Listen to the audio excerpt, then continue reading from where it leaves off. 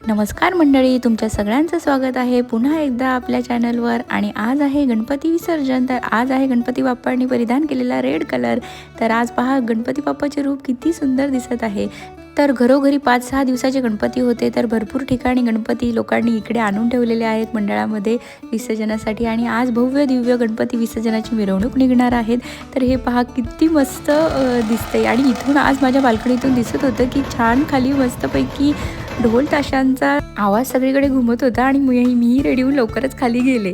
अगदी पारंपरिक पद्धतीने ढोल ताशे नगाडे मस्त आवाजात इथे घुमत होता. आणि हे पहा, इथे एक आमच्या सोसायटीमध्ये एक ढोल पथक आलं होतं.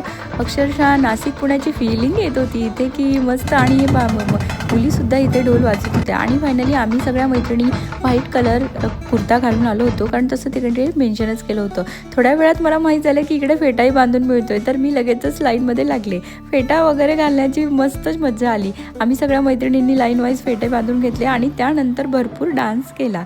विसर्जनाच्या तयारीमध्ये व्हाईट कुर्ता आणि ब्ल्यू जीन्स सांगितलेली होती. त्यानंतर आम्ही सगळं वेअर करून आलो. थोड्या वेळात मला कळलं की हिरव्या बांगड्याही घालायच्या आहेत, नथही घालायचे आहे. मग सारखं वरती जाऊन मी ते सगळं सामान कलेक्ट केलं. त्यानंतर भरपूर डान्स केला. आणि संध्याकाळी 5 वाजता आमची मिरवणूक स्टार्ट झाली होती. तर थेट रात्री 10-12पर्यंत. मी काय जास्त वेळ नाचले नाही, बट ठीक आहे, थोडा वेळ डान्स केला. आणि नंतर आमच्या मुलांच्या एक्झाम आहे त्यामुळे अभ्यासही घ्यायचा होता. तर फार एन्जॉय केला. हे 10 दिवस कसे गेले कळलंच नाही, कारण सगळीकडे भक्तिमय आनंददायी वातावरण आणि भक्तांची रांग प्रत्येक ठिकाणी. खरं म्हणजे मोदक आणि प्रसाद. ढोलपथक फारच सुपब आहे इकडे. आणि पहा आमचा मराठमोळा लूक आणि आमच्या ह्या सगळ्या मराठी मैत्रिणी.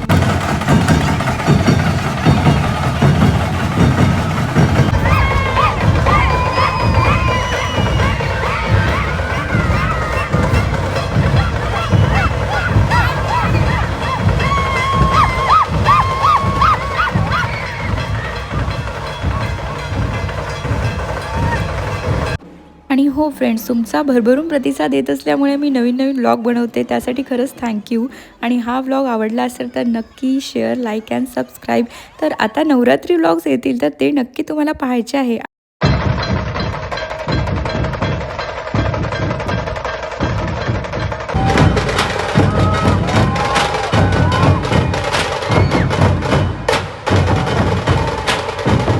किती हा जल्लोष. तर दरवर्षी बाप्पा आपल्याकडे येत राहावे आणि असाच त्यांचा आपल्या सगळ्यांवर आशीर्वाद असावा, ही माझी ईश्वरचरणी प्रार्थना. तर पुन्हा भेटूया फ्रेंड्स आपण नेक्स्ट व्लॉगमध्ये. तर आता बाप्पांना निरोप द्यायचा वेळ झालेली आहे. तर गणपती बाप्पा मोरया, पुढच्या वर्षी लवकर या. Bye bye guys.